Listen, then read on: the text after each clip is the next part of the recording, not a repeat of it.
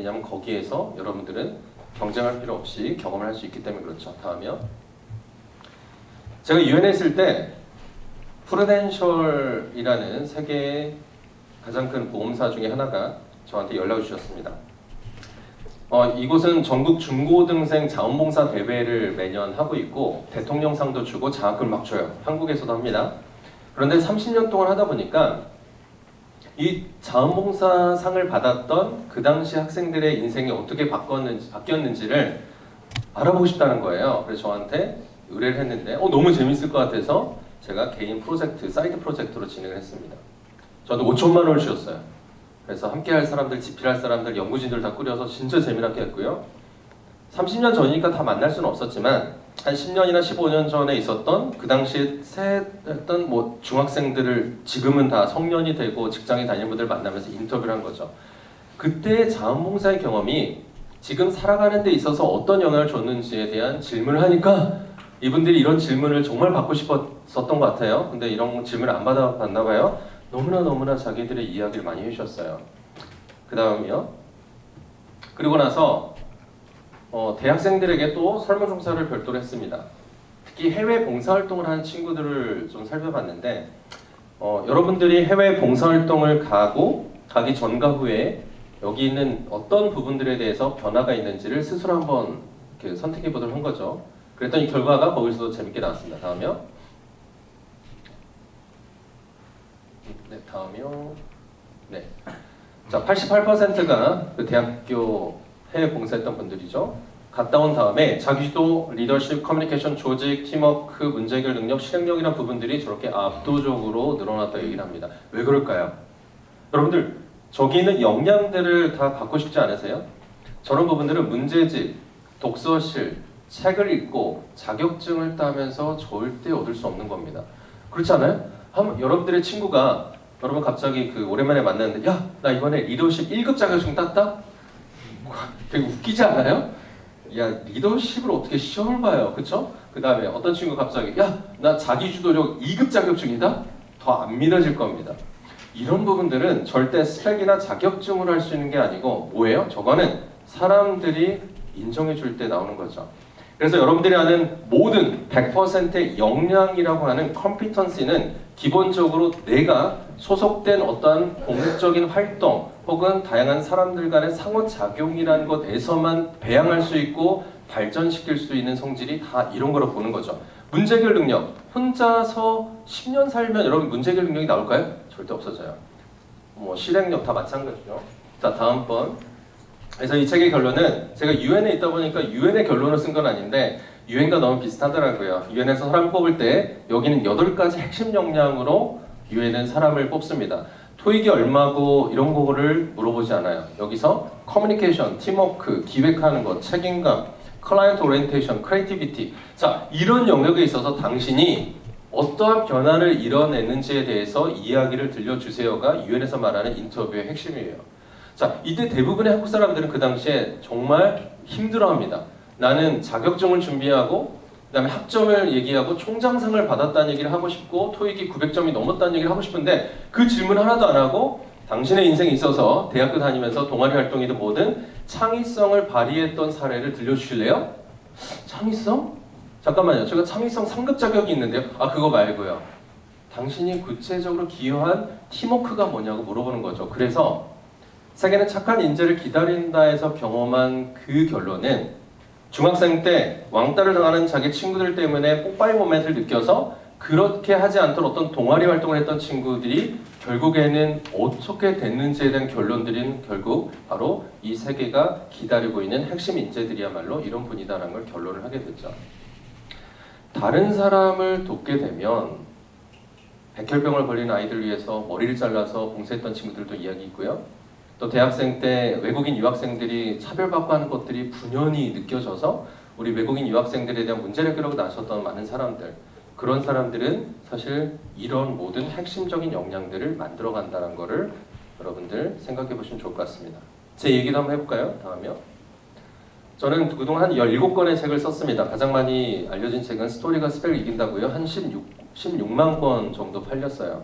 지금도 많이 팔리고 지금도 출판사에서 신기하게 저한테 인세를 주고 있습니다. 근데 이 책을 쓰겠다는 목적을 처음부터 가진 건 아니었어요. 저의 동기는 철저하게 바로 그 다음 페이지, 저도 누군가를 돕기 위해서 책을 써야 되겠다는 것에서부터 시작을 했어요. 제가 그 당시 중국에서 유학을 하고 있는데 만났던 어떤 선교사님이 여러 가지 그 재정의 자립 활동이 어려우셨던 것 같아요. 아직 저는 20살 중반이었고 뭔가 돕고 싶은데 돈이 없습니다. 어떻게 하면 내가 내가 존경하는 저분을 도울 수 있을까 고민하다가 어디선가 들었던 책을 잘 팔면 인세가 나오니까 그 인세를 가지고 자기서 도우면 좋겠다 생각을 했죠. 그런데 25살이 제가 뭐가 있겠습니까? 고민을 하다가 생각해보니까 군대에서 썼던 2년치 일기가 생각이 나는 거예요. 혹시 여기 군대 다녀오셨던 분들은 수양록이라고 아세요? 이름이 바뀌었는지 모르겠죠. 아, 아세요? 나이가 어떻게 되세요? 저랑 비슷하나요? 아닌가? 지금도 수양록이에요? 네. 수양록이 뭐냐면요, 군대에서 이 사람이 자살할까 걱정할까봐 도대체 뭐 쓰는지 검사하는 그 일기장이 있어요. 이제 그런 자살 징후가 있으면 빨리 체크해야 되니까. 근데 아무튼 저는 그 군대에서 그걸 깔끔하게 다 썼고, 대부분의 남성들이 군대 나오고 제대할 때 그거 다 찢어버리고 불살라 버립니다. 군대 생각하고 싶지 않으니까. 근데 저는 아무튼 집에 가져왔어요. 생각해보니까 저도 군대 입대하기 전에 군대 생활이 되게 많이 궁금했거든요. 그래, 그 당시 1년에 10만 명 이상이 입대를 하는데 굉장히 이상적인 생각한 거죠. 군대 일기를 출판을 하면 그래, 한 10만 명 정도가 내 책을 사겠지? 그러면 내게 저 선교사한테 몇 천만 원 후원할 수 있겠네? 와 이렇게 생각하면 안 됩니다. 근데 아무튼 그런 생각을 하고 제 책 일기를 편집해서 이러면 안 되는데, 김영사 아세요 여러분? 김영사부터 시작해서 제일 유명한 출판사에 다 이메일을 보냈는데 당연히 결과가 어땠을까요? 답장이 없죠. 그렇게 해서 한 30군데 이메일을 보내고 원고를 보냈는데 답장이 없었습니다만, 이때 제가 깨달은 게 하나 있어요. 지금 생각해보니까 만약에 제가 목표가 글 쓰는 게 목표였어요. 책을 만드는 게 제 목표였으면 거절 메일을 받았을 때 그냥 타격을 입었을 것 같아요. 난 재능이 없구나. 왜 세상은 안 도와줘? 괘씸하다 이런 생각이 들었을 텐데, 제가 끝까지 간 이유가 뭔지 아세요? 아니 왜 세상이 이렇게 안 도와줘? 저분 좀 도와주려고 내가 하는데 왜 이렇게 사람들이 몰라줘라고 이 새로운 마인드가 있어서 끝까지 해서 나중에 1위 출판사까지 만나게 되는데, 그 1위 출판사가 결국 저 표지 저렇게 마음에 안 들게 만들긴 했습니다만 너무 마음에 안 듭니다만 그래도 저를 알아봐 줬잖아요. 그리고 계약을 되게 아주 안 좋게 해주셨어요. 나중에 알았더니. 그래서 매절 계약이라고 해서요, 그냥 책 팔린 만큼 인세를 받는 게 아니라 그냥 한 번에 퉁으로 돈 받는 거가 있는데, 나중에 알았습니다. 이게 정말 안 좋은 조건이라. 근데 사실 그만큼 위험한 책이라는 거죠. 그렇게 제가 받은 돈이 다 빼고 했더니 15만 원이더라고요. 그 15만 원을 선교사님께 송금 드렸습니다. 근데 그때 깨달은 게 너무 많아요. 책이 이렇게 출판이 되는구나. 출판사에게 그냥 이메일 보내면 안 되는구나. 출판사가 무엇을 좋아하는지 알겠네를 어떻게 알게 됐어요? 제가 아는 어떤 분을 돕기 위한 스스로의 프로젝트에서 저는 그걸 깨닫게 됩니다.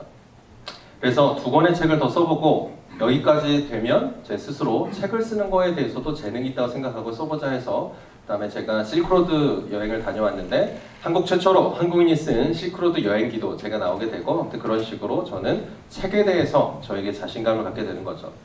자, 여러분의 삶에서도 이런 기회가 많을 겁니다. 지금 물론 여러분들이 생각할 때 내 인생 하나 건사하는 것도 쉽지 않다, 저도 동감이에요. 저도 나이가 들면 인생이 되게 편할 줄 알았더니 그렇지 않더라고요. 나름대로 모든 우리는 어려움들을 가지고 있습니다. 이게 다 우리 공통적인 거예요. 하지만 조금 더 여러분들의 시야를 넓혀서 주변을 돌아보시고 내가 도울 수 있는 걸 통해서 여러분들이 할 수 있는 것도 찾아보시면 큰 도움이 될 겁니다. 자, 마지막 3번째 가볼까요? 이 세상에는 이미 많은 선배들께서 이 길이 어떤 길인지를 알려준 길들이 있습니다. 그래서 정말 감사해요. 후배일수록 이런 길도 있겠다 라고 생각하니까 그런 길도 있지만, 또 여러분들은 여러분들의 길을 개척하는 것도 가능합니다. 항상 다른 사람이 만든 길만이 정답은 아니겠죠? 하지만 그 길이 또 입증됐기 때문에 나름대로 여러분들이 먼저 실험하고 도전해보는 것도 도움 될 것 같아요. 자, 다음이요. 저는 수원 여기 오기 위해서 지하철 타고 왔어요. 제가 사는 곳은 지금도 한성대 입구역입니다. 한성대 입구역에서 여기까지 오는데 얼마나 걸린 줄 아세요, 여러분? 저는 책을 좋아하니까 이럴 때일수록 책을 많이 읽죠. 그래서 저는 이동하면서 책도 읽고 저는 오늘도 좋았습니다. 근데 그때도 저 집이 저 한성대 입구고요. 저 첫째가 아직 어렸을 때인데 그 쭉 4호선 타고 가다 보면은 신길 온천이라는 역이 있다는 걸 깨닫게 됐어요. 그래서 와, 우리 아들 수영을 좋아하거든요. 그래서 우리 지하철 타고 운전 안 하니까 이번 주말에는 신길 온천에 가서 온천도 하고 좀 수영도 할까 했더니 아이가 너무 좋아하는 거야. 초등학생 저학년인데. 그래서 그렇게 가기로 정하고 금요일 저녁에 그래도 좀 검색해야 되잖아요. 어디 가야 되나 검색해야 되는데 세상에 놀랐습니다. 다음이요. 잠깐만. 이름이 신길 온천 아니었나? 네, 그 당시 사진이라서 사실 지금 좀 바뀌었을 겁니다만. 그다음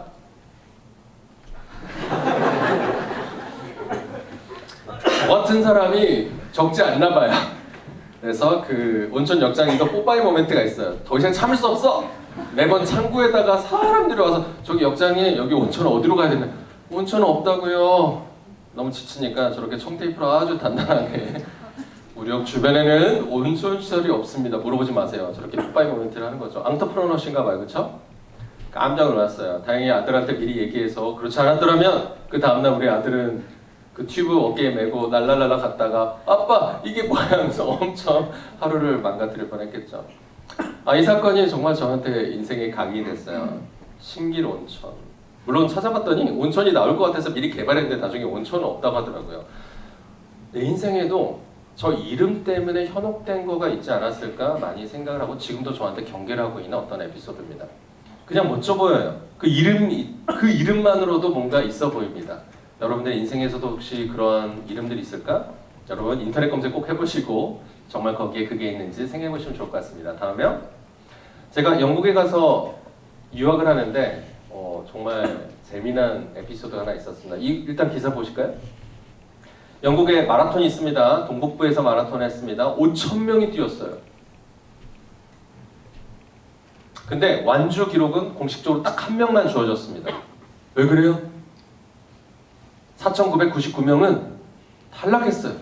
그 이유가 알고 봤더니 2등, 3등 이 선수들이 웬일인지 아무튼 그 경로를 이탈해가지고 자기가 달리고 싶은 대로 갔어요. 그게 그 경로인 줄 알고.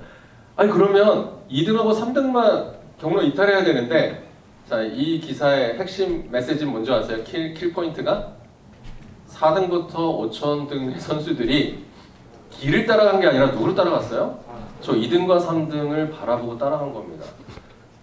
저는 스토리텔링을 정말 재밌어 하기 때문에 이런 거가 제 인생에 또 한 번 각인이 됐어요. 나는 길을 따라가나 다른 사람이 만들어준 길이든 내가 개척한 길이든 아니면 그냥 다른 사람의 저 등 뒤만 따라가면 뭐가 있겠지 하면서 그냥 우르르 가고 있나 생각을 해보게 되는 거죠. 잠깐 한번 몰입을 해볼까요, 여러분? 여러분들이 그 외롭게 달리는 1번 선수라고 생각해 볼게요. 나중에 한 명만 완주를 했죠. 열심히 달리고 있는데 갑자기 모든 거가 조용해요. 이상하네? 땀을 흘리면서 잠깐 멈춰서 뒤를 돌아봤더니 4,999명이 저쪽으로 달리고 있습니다. 만약 여러분이 이 사람이라면 그 길을 그대로 완주할 용기가 있어요? 좀 못할 것 같아요. 우리는 동료 압박을 받잖아요. 4,990대 1이 말이 됩니까? 뭔가 이유가 있겠죠. 4,999명이 저기로 간다는 거는 이유가 있겠죠. 그럼 저도 따라갈 거예요. 또 한번 시뮬레이션 해볼게요. 여러분들이 4,999명 중에 한 명입니다. 그래서 땀을 닦다가 저기 보니까 어떤 이상한 사람이 혼자 딴 길로 가고 있어요. 저 미친 사람 아니야? 아유, 저 사람 안 됐네 라고 생각하고 할 수 있겠죠.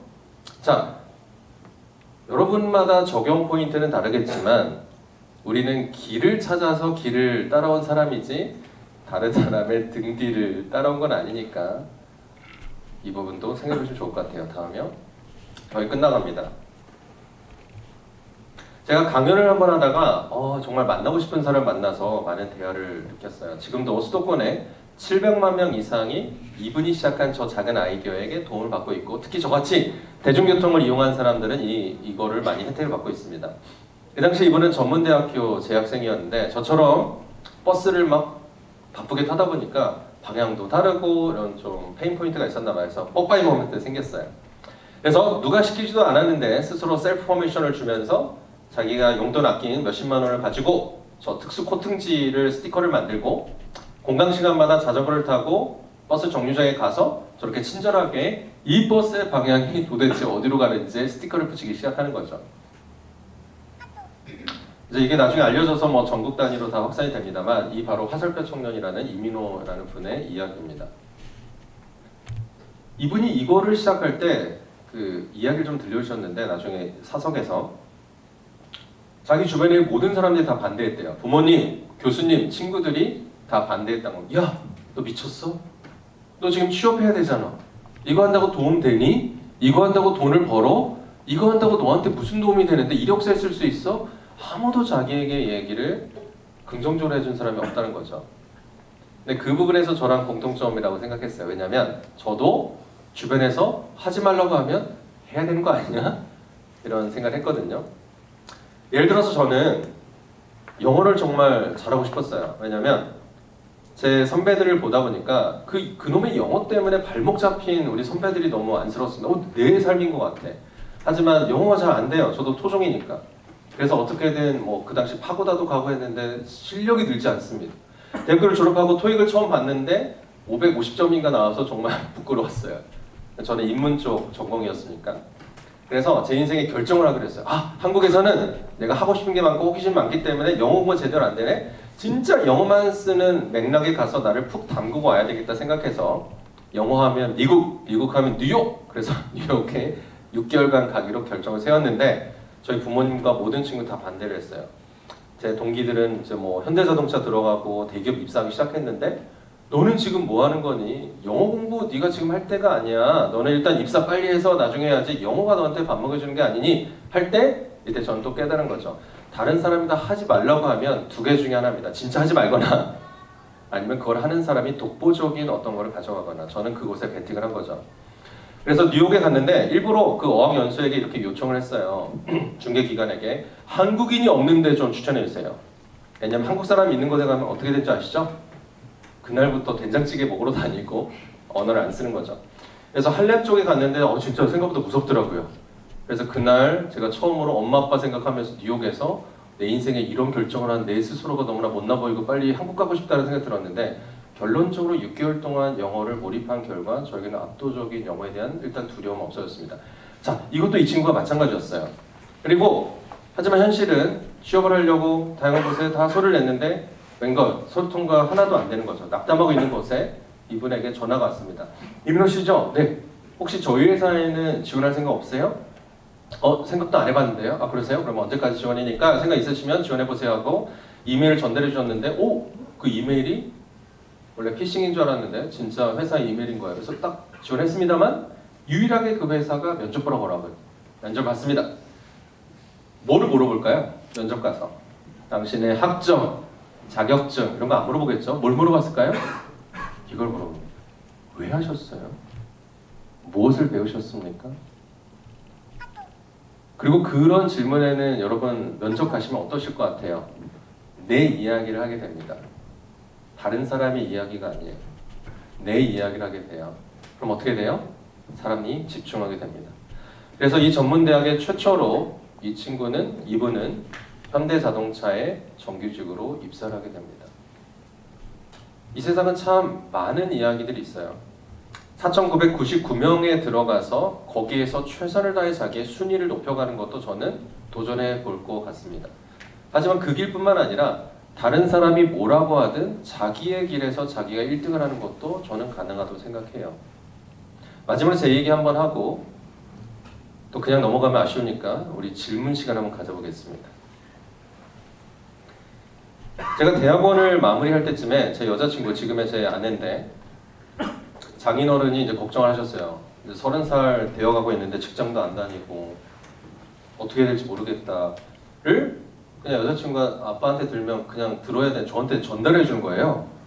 그래서 제가 떨리는 거죠. 내가 내 여자친구의 아버지한테 저렇게 생각을 드는구나. 그래서 한번 도전해보기로 했습니다. 대학원에 딱 봤더니 공고가 있더라고요. 그 공고 중에 하나가 로레알 코리아라고 하는 그 프랑스의 화장품 기업이 있었습니다. 제가 딱히 화장품에 전혀 관심이 있었던 건 아니고요. 모든 그 기업의 공고가 어떤 특정 전공을 원했는데 이 로레알 코리아에서는 전공 불문이더라고요. 그래서 진짜 아무런 생각 없이 로레알 코리아의 대학원 재학생 신분으로 일단 인턴, 정규직 전환 인턴이었는데 제출하게 됐어요. 서류가 통과가 됐습니다. 감사하네요. 네, 면접 보러 오래요. 면접을 본 적이 있어야죠. 갔습니다. 그랬더니 그룹 면접이었는데 옆에는 어떤 대학교의 마케팅 동아리 학회장 뭐 이런 친구들이 있더라고요. 제가 있었는데 드디어 질문이 시작됩니다. 저한테 질문이 이런 거였어요. 김정태 씨, 이력서나 자기소개서에 화장품이란 단어가 하나도 안 나오는데 저희 회사가 어떤 회사인지 알고 지원하셨나요? 뜨끔했어요. 아, 나를 소개해달라는 게 아니라 당신네 회사랑 나랑 무슨 관련이 있는지를 알려줘야 되는데 나는 사실 그런 걸 얘기를 못했거든요. 그때 좀 느낌이 있었어요. 옆에 있는 친구들이 뭔가 자신감이 올라가는 거예요. 왜냐면 그런 면접에서 누군가 떨어져야 자기들이 높아지잖아요. 그래서 와, 어렵다 생각이 드는 거죠. 또 제 질문 차례가 왔습니다. 김정태 씨, 화장품 중에 남성 화장품의 종류에 대해서 한번 설명해 보실래요? 깜짝 놀랐어요. 남성 화장품? 스킨하고 로션은 내가 바르는데. 그래서 그 얘기를 했더니 그 부장님이 어이가 없으셨는지, 아니 김정태 씨, 우리 로레알이 취급하는 남성 화장품 종류가 30종이 넘는데 스킨하고 로션밖에 없나요? 이때 제가 나는 떨어졌다고 생각했습니다. 더 이상 의미가 없잖아요. 그렇잖아요 여러분? 뭐 지식이 있어야지. 그래서 그냥 합격하는 게 어차피 합격해서 뭐 다니려고 한 건 아니고 내 여자친구 아버지께 좀 나도 뭔가 노력하고 있다라는 걸 증명하기 위해서 한 건데 저 스스로 편한 제 모습을 이야기하기로 시작했습니다. 어차피 합격이 저한테 의미가 없으니까요. 제 이야기를 하기 시작했죠. 그러네요. 제 인생 30살 되어가면서 남성 화장품 종류가 30개나 되다니 저한테 굉장히 새롭고 스킨과 로션 외에는 써본 적이 없는 제 입장에서는 정말 새롭습니다. 근데 생각해보니까 제가 왜 30살이 될 때까지 더 많은 남성 화장품의 세계가 있다는 것을 몰랐을까요? 그리고 로레알은 저 같은 사람을 만나고 싶지 않으세요? 저의 인생과 저의 삶의 동선들은 도대체 뭐길래 저렇게 다양한 남성 화장품의 세계를 모르고 여태까지 살아가는 저를 이해하신다면 더 많은 화장품을 팔 수 있지 않을까요? 라는 게 어떻게 나왔습니다. 그랬더니 그 다음부터 모든 20분 동안의 질문은 다 저한테 오게 돼 있어요. 그리고 그 이후부터 또 이분들이 뭐 불안함이 느껴집니다. 이상하네? 시나리오가 이렇게 가면 안 되는데? 어떻게 했을까요? 제가 합격했어요. 그리고 나서 그 당시 비달 사슴부터 모든 신제품 30만 원어치를 받아서 선물 줘서 그거를 우리 장모님, 장인, 그 당시 장모님이 아니시네요. 그 여자친구의 부모님께 전달드렸습니다. 자, 그 경험에게는 저에게도 엄청나게 또 영향을 줬어요. 나는 약점이라고 생각했고 어떻게든 이거를 숨기려고 했는데 어떤 면에서는 이거야말로 저분들이 듣고 싶은 가장 간절한 이야기이지 않았을까. 저 30살이 되도록 남성 화장품을 모르는 저 사람의 뇌 속에 우리가 마케팅을 어떻게 들어가야지 우리가 팔 수 있을까를 이분들이 사실 원했던 거지. 마케팅의 정의는 뭐라고 생각하나요? 그런 질문도 있었거든요. 진짜 깜짝 놀랐어요. 마케팅 학회했던 친구들이니까 술술 나오더라고요. 미국 경영 마케팅 협회에 따르면 마케팅이란 점점점. 마케팅이 그런 거구나. 저는 할 수 있는 게 없죠. 그런데 생각해보세요. 회사 사장이나 임원들은 누구를 원할까요? 암기를 잘하는 사람이 아니라 자기의 이야기가 여기랑 어떻게 연결되는지를 자기 얘기로 하는 사람들이겠죠. 자, 오늘 이런 이야기들 속에서도 결국 저는 여러분들의 이야기가 더 중요합니다. 여러분들 수원세빛 인강이라는 기회를 통해서 오셨지만 여러분들의 이야기는 다 다를 것 같아요. 그리고 그 이야기를 찾아가시고 또 그 이야기 속에서 다른 사람들에게 많은 영감을 주시는 여러분 되시길 기대합니다. 감사합니다.